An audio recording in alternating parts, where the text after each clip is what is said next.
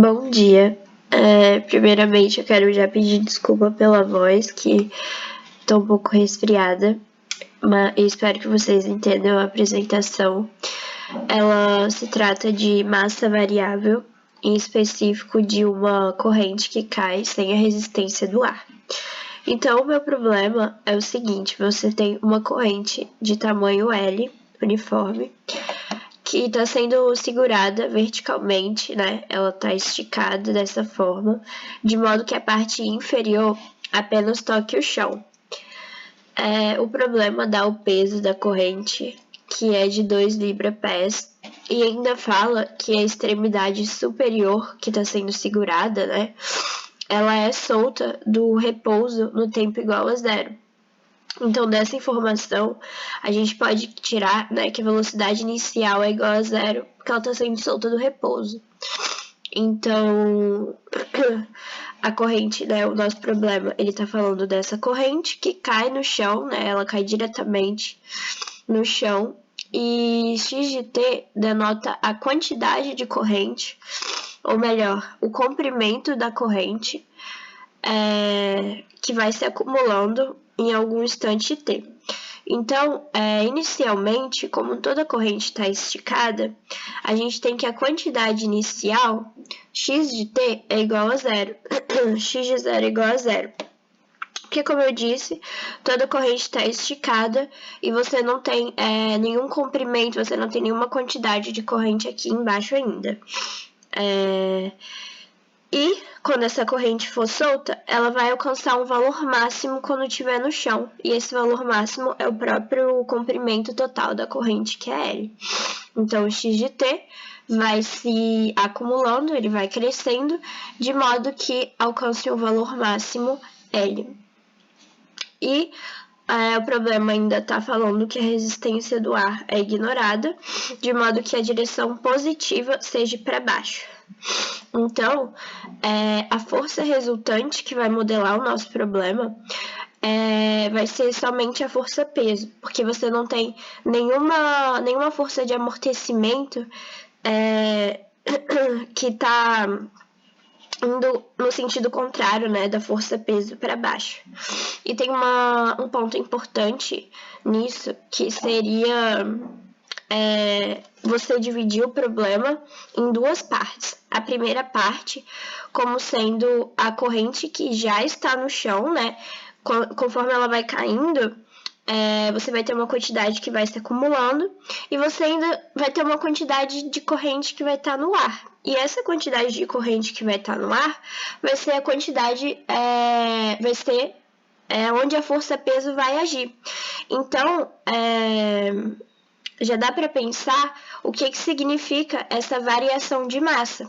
Conforme essa corrente vai se acumulando no chão, vai tendo menos quantidade de corrente no ar e a força-peso ela vai agindo com menos massa, né, digamos assim, com menos tamanho de corrente, e que vai, né, variando com o tempo, porque a quantidade de corrente no ar vai diminuindo até chegar a zero. Ou seja, até toda a corrente cair no chão. Sem mais delongas, ele deu a EDO já pronta. Ele pediu pra gente resolver essas três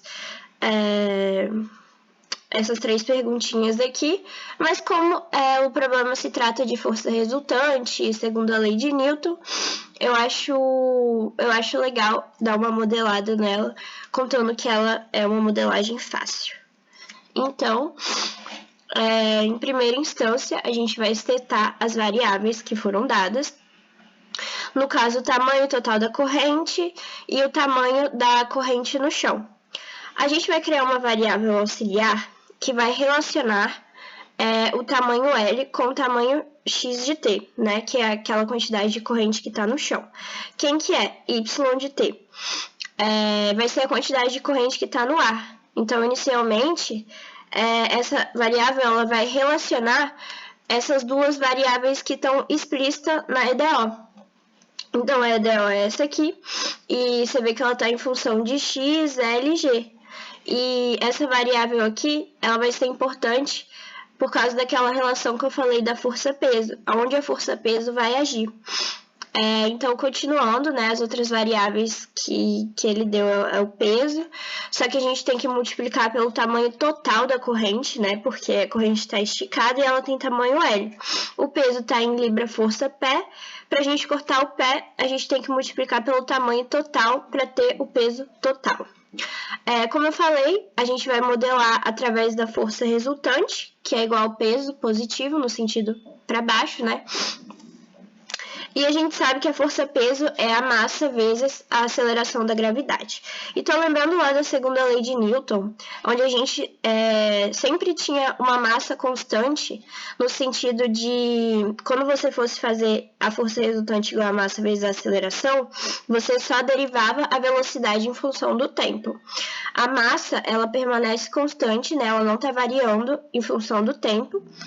E o nosso problema, como ele se trata de massa variável, essa massa ela não vai sair da derivada porque ela não é constante, ela é variável. Então, no nosso caso, a gente vai ter essa derivada aqui, e que fisicamente ela é chamada de conservação da quantidade de movimento, que em inglês é isso aqui. Então, a gente tem que achar uma expressão para m de t, em que m, né, varia com o tempo, e assim a gente tem que pegar as variáveis que foram dadas e relacionar e achar uma relação para descobrir quem é m de t. Então, como a gente tem o peso, e a gente sabe que o peso é igual a massa vezes a aceleração da gravidade, a gravidade é sempre constante, então quem vai ter que variar é o próprio peso. Então, o peso, ele vai, como eu falei, né, de novo, ele vai agir somente naquela quantidade de corrente que está no ar. Então, o peso, na verdade, vai ser 2 vezes a quantidade de corrente no ar, que é y de t, e aí só substituindo quem é y de t aqui, a gente tem uma equação, né, que relaciona a massa, que depende do tamanho total da corrente com o tamanho da corrente no chão. E agora a gente só substitui aqui nessa equação. Aqui eu só copiei. Lembrando que, como se trata de uma conservação da quantidade de movimento, a força resultante, que seria igual a essa derivada aqui, né, com a massa variando e com a velocidade variando, ela vai ser sempre igual à força-peso inicial, que seria o peso agindo naquela quantidade de corrente total, né, que seria 2 vezes L. E aí, só utilizando a regra do produto, para poder deixar nesse formato aqui, em que eu posso substituir v de t e dv dt por dx dt e a derivada segunda de x, né, que é a aceleração, que é dv dt. Por que eu quero fazer isso? Porque eu quero que a minha equação apenas esteja em função de dx dt, que era o que a gente tinha inicialmente, era o que foi dado. A gente forçou a equação a dar igual, né, ao que o enunciado nos deu. Então, essa equação não linear de segunda ordem e ordinária. Bom, primeiramente, ele pediu para resolver essa equação em função de v de x, ou seja, a velocidade variando com a quantidade de corrente se acumulando ali no chão. Eu fiz só o processo inverso. No caso aqui, eu coloquei que dx dt é a própria velocidade e a derivada segunda do tempo é dv dt. Por quê? Porque, como eu quero v de x, eu só quero que as minhas variáveis, né, que estejam aqui, fique em função de v e x, porque depois é só eu integrar que eu consigo tirar as derivadas, mas infelizmente apareceu um dt aqui. Só que com a regra da cadeia, a gente pode mudar esse dv dt por dv dx vezes v. Por quê? dv dx vezes dx dt é a mesma coisa que dv dt. É como se você cortasse esses dx aqui. Só que a gente sabe, né, até daqui, que dx dt é a própria velocidade. Então, através da regra da cadeia, a gente consegue transformar dv dt por uma expressão que tenha v e x, que é justamente o que ele quer.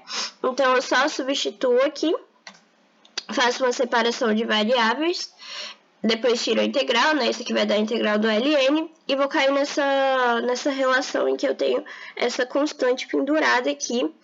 Então, eu vou ter que usar as condições iniciais, no caso, quando o tempo é igual a zero, a corrente está toda esticada e você não tem nenhuma quantidade, né, de corrente ali no chão, que seria o próprio x, e a velocidade inicial é igual a zero porque ela está caindo ali do repouso.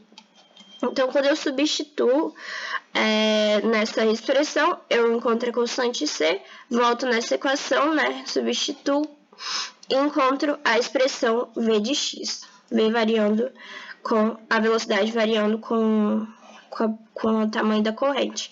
Aqui ele pediu para resolver para x de t, e através da expressão anterior, eu só faço uma substituição de variável de novo, onde a velocidade é dx dt, então aqui eu vou ter x em função do tempo, né? Aqui você não tem nenhuma outra variável, então se eu só substituir e fazer a separação de variáveis e integrar, essa integral aqui foi um pouco complicada, mas com duas substituições trigonométricas você consegue resolver isso aqui, bem tranquilo. E você chega nessa expressão que você usa a condição inicial, né? Como que você não tem a velocidade, só tem o x, então não faz sentido você usar a condição inicial do v, apenas do x. Daí você substitui, encontra que a constante é igual a zero, substitui aqui, né? E encontra a expressão de x de t. É importante ressaltar aqui que o tamanho máximo de x de t é o próprio tamanho total, né? O que está dentro dessa raiz ou vai ser igual ou vai ser menor que o tamanho L total da corrente. Daí, por último, ele pediu para expressar a velocidade em função do tempo. E a gente tem essa equação, né, que eu só trouxe para cá. E a gente sabe que se a gente derivar dt dos dois lados, dx dt é a própria velocidade, né? Então, quando a gente faz o dx dt, isso aqui vai virar a velocidade em função do tempo, que é justamente o que ele quer. E aí eu vou ter que, então, derivar desse lado, mas fica fácil, porque L e G são constantes. Então, eu só faço essa derivada aqui em função do tempo e descubro a minha expressão para V de t. Bom, agora ele pediu para determinar quanto tempo que leva para a corrente cair toda no chão, para cair completamente no chão. Então, fisicamente, a corrente vai cair toda no chão quando aquela quantidade x de t for igual ao próprio tamanho total da corrente, porque você vai ter a quantidade total de corrente no chão. Isso quer dizer que ela caiu completamente. Então, a gente tem três expressões, v de x, x de t e v de t que a gente achou anteriormente. Como a gente está relacionando o tempo com o comprimento, a gente vai usar essa equação aqui, x de t. Então, como eu disse, né, a corrente vai estar completamente no chão quando o que está ali no chão for igual ao comprimento total, que é L. Então, eu só substituo x de t por L, resolvo e acho que t é igual a raiz de L sobre G. Como eu posso confirmar isso? Colocando exemplos numéricos, jogando no MATLAB. O tamanho total da corrente que eu defini foi de 200 pés e o G é 32 pés por segundo ao quadrado, como se fosse o nosso 9,8 metros por segundo ao quadrado. Daí eu só substituo e aí eu vou achar que o tempo é igual a 2,5, que confirma o gráfico. Lembrando que você tem o gráfico de y de t e de x de t. Aqui, y de t claramente é a quantidade de corrente que está no ar, né, que vai diminuindo. Inicialmente você tem 200, ela está toda esticada, e aí conforme o tempo passa, aquela quantidade de corrente vai diminuindo. Então é o que o gráfico mostra aqui, e no tempo igual a 2,5, que é o que deu a resposta aqui, né, através da equação, você vai ter a quantidade zero de corrente no ar, que ela vai estar toda no chão. Agora vendo o gráfico contrário, né, ele é justamente o contrário, porque você tem a quantidade de corrente que está no chão. Então, a quantidade de corrente no chão é cumulativa, até chegar no valor máximo que eu defini, que era 200. V de t vai ser a derivada